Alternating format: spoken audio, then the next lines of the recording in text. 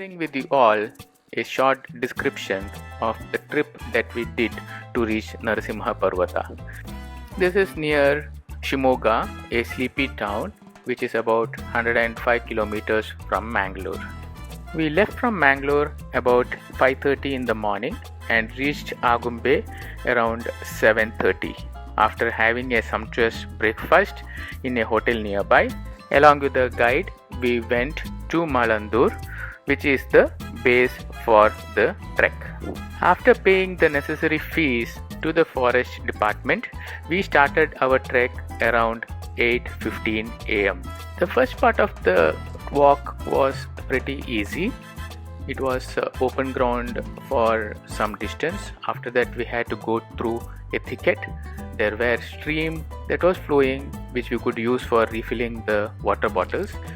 We were told about the lone tusker that is seen in this area, and we actually saw one of the foot markings as well. It definitely helped us to move a little faster towards our destination. After about a 6-kilometer mark, we reached a stream. We took about a short break, then we moved further.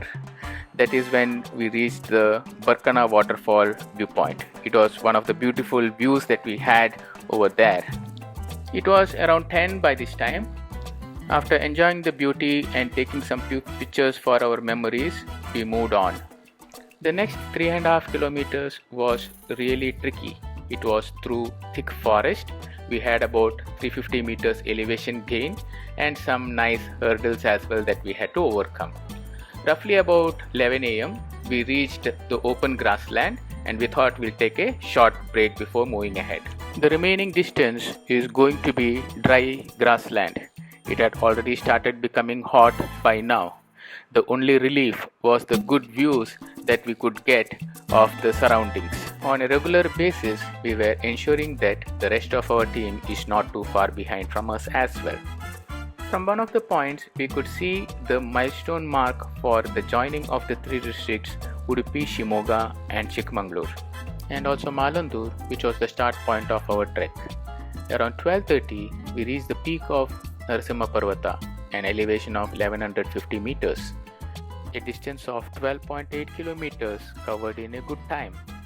Yes, that's exactly the feeling that was experienced. We had a quick lunch that we had packed at the starting point and a short power nap in the lap of nature. At around 1:30, after taking some pictures at the peak, we planned to start our descent. For the return, we had decided to go to Chigger, which was about 5 kilometers from the peak. About half a kilometer from the point we started the descent, there was a small pond from where we refilled our water bottles.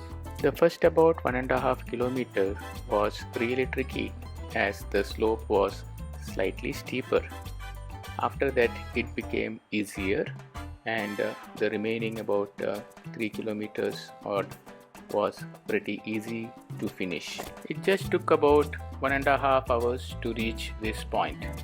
To go back to the starting point, we had arranged a pickup vehicle. While we walked just about 17 kilometers through the trek to go back to the starting point, it was a mind-boggling 40 kilometers. While the roads were really good, the ups and the downs made it little difficult for the vehicle which was fully loaded. 4:15, we reached back to our point from where we started our journey back to Mangalore.